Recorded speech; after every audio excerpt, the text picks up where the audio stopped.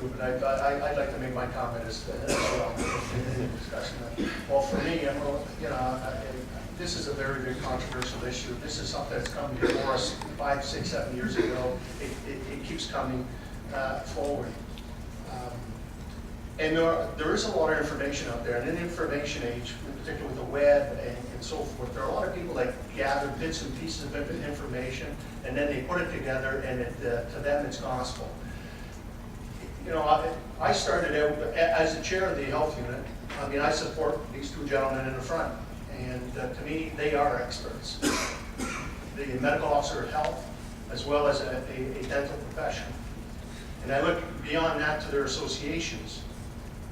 They support it. And beyond that, the Canadian Medical Association, the American Dental Association, and all of them. My own dentist, my own physician supports it, and so forth. So then it's a question of benefits and risk. Is there enough science out there to justify the risk? Or is there enough science out there to define the benefit? I think this is where some of my colleagues are struggling in that particular regard. I look at my own family, and I look at my grown children, 32 and 31. None of them have ever had a cavity. Is it a family thing? I mean, I've been very fortunate as well. So is my wife. Is it attributed to fluoridation in the water? I think it has, to a certain degree, but also good, obviously good dental hygiene is very important as well. And dental, I visit my dentist on an annual basis and so forth. So I think it's how do we find that balance in terms of benefit versus risk. Even though I've received, and I'm sure all of us here, tremendous amount of information, and I appreciate every email that I do get. Whether you're for it or you're against it, it doesn't matter. It's important for us to have that, and the ability for us to be able to formulate a good opinion. But what I've seen in a lot of the information that's there, in terms of research, it's less than a level C type research. So you talk about peer review and really going in depth to really find where the benefit or the risk is. A lot of that information isn't there the way I think we should be basing ourselves in terms of moving forward. Until you have the professionals out there, our physicians, our dentists, our associations, and they're in this business. I'm not an expert either. I'm not a chemist, and so forth. And other items, that I understand things in terms of what I've been accustomed in terms of my career. But I do lean on my professionals. And when you see, just like the one letter that you alluded to, which was an email I received, there's quite a few of those testimonials that are out there. And then you come to realize, that tooth decay also creates other issues in terms of health within our own body. We look at I'm going to maybe a little sidebar in terms of, you look at wind generation. People are saying that's bad, and living near high tension wires, the EMF, that's bad. Chlorine in the water, that's bad. And so we're all being bombarded with all kinds of information, of the good, the bad, and so forth. I've always been one, because my engineering background is that I base my issues on logic and on basic principles, and try to find that balance between benefit and risk. This stage, for me personally, the benefits outweigh the risk. Nobody's been able to come conclusively on the one side, and heaven forbid Mr. Stewart is adding arsenic in our water and all this other good stuff. I mean, there's leaching in natural water courses. If you had a lead pipe in your house, you'll get natural leaching from lead. That's common sense. That's why they changed the solders that we put in our copper pipes. That's why they've gone to Kytex piping versus metals.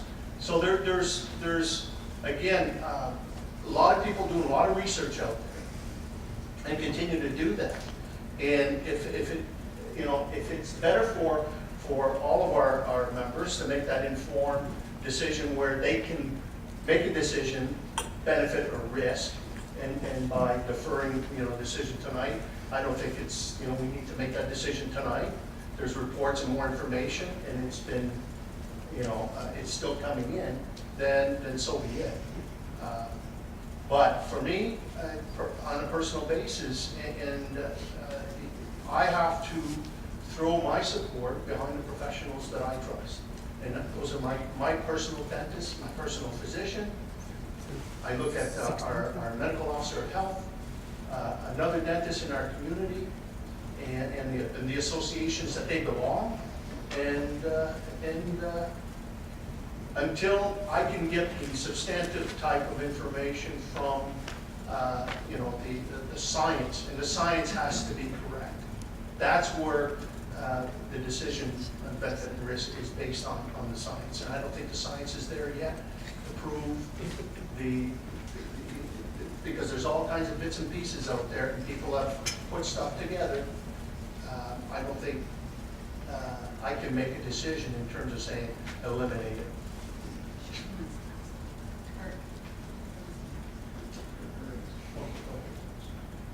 Thank you. And that's the thing when you try and have a healthy debate.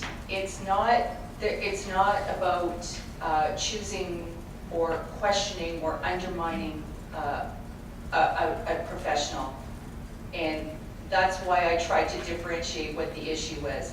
No one is disputing. My dentist uses fluoride, likes fluoride, but really, when I say, okay, so how does it affect my spleen over 50 years? He doesn't know. Neither do we. Maybe it doesn't affect it at all, but I think that's the point now, is that as society evolved, just like lead, we learned more about lead. What are some other things that are examples of, oh, well, you know what, turns out that is safe. But it's okay for us to have this kind of discussion. I want to know a little bit more about one of the studies that was mentioned about, I think it was Dorval, Quebec. I'd love to be able to read that. And I think I mentioned earlier that I found it's intriguing to me to understand the point that's trying to be made about removing this certain type of fluoride. So I would like to hear from someone else other than, and I understand we do have a medical geologist in the audience. I would like to understand better what her profession is about and what her perspectives are from that professional viewpoint on hydrofluorosilicate. Yeah. If I could, thank you. Yes. Thank you. I'd just like to state for the record, my name is Heather Dingrich, and I'm the director of the Canadian chapter of the International Medical Geology Association, and also a PhD student at the University of Guelph in environmental science, where my research is based on maternal-child health outcomes relative to drinking water.